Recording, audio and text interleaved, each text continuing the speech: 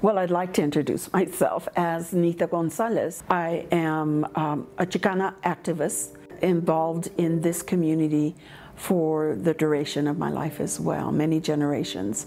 And more importantly, I am a daughter of the Chicano movement. I started very young organizing. I grew up in a family that was involved in social justice, the eldest daughter of Adolfo Corky Gonzalez and Geraldine Gonzalez. I was a young organizer. I knew when there were issues or problems, but I wanted to also figure out then how do we take care of that? How do we change that? And so perfect family to grow up with, right? And in that vein, I graduated from high school. I didn't see me in college.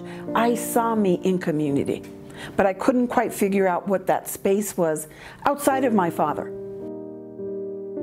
And it was at that time that my father, who had been asked by Martin Luther King Jr. to lead the Southwest contingent of the Poor People's Campaign, was in DC. And I went to my aunt and uncles because my aunt had stayed home as well. And I remember they were watching the news, and the news was showing at that time there was a demonstration led by Native American, indigenous First Nations people. The police began tear gassing.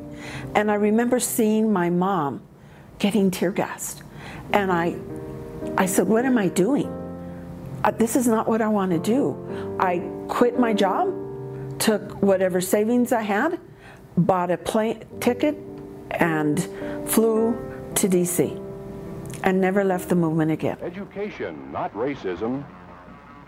Chicano power, and our Selma is here. In '69, I'll go back, there were members of our organization whose children went to West High School. And they came to complain about a teacher that badmouthed Chicanos and Mexicanos, about the lack of the curriculum that didn't speak to our history. Valid concerns, but not listened to. So out of that, they organized the West Side Walkout. And I was assigned by my dad to be that mentor kind of person that would help them and make sure we organized everything was in place. And so we did. We marched on West High School, and in the film, you'll see me. I have the bullhorn with the pigtails and the red ties on it. A line of police officers moved into the crowd with professional precision. Order disappeared.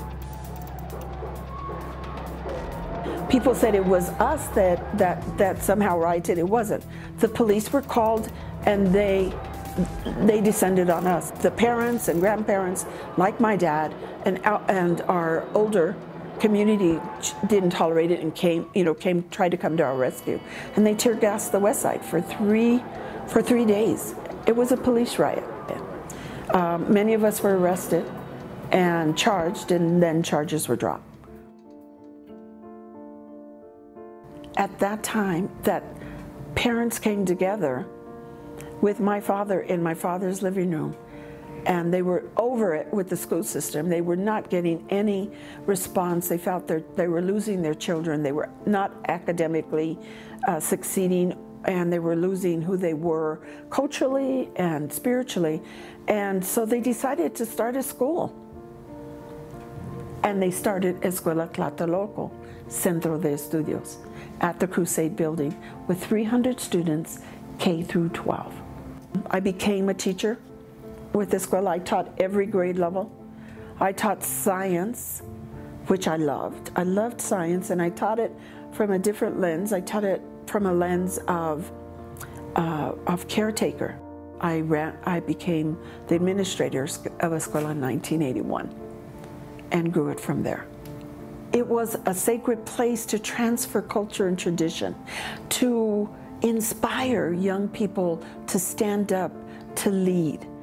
We had children of activists, grandchildren of activists, and great-grandchildren.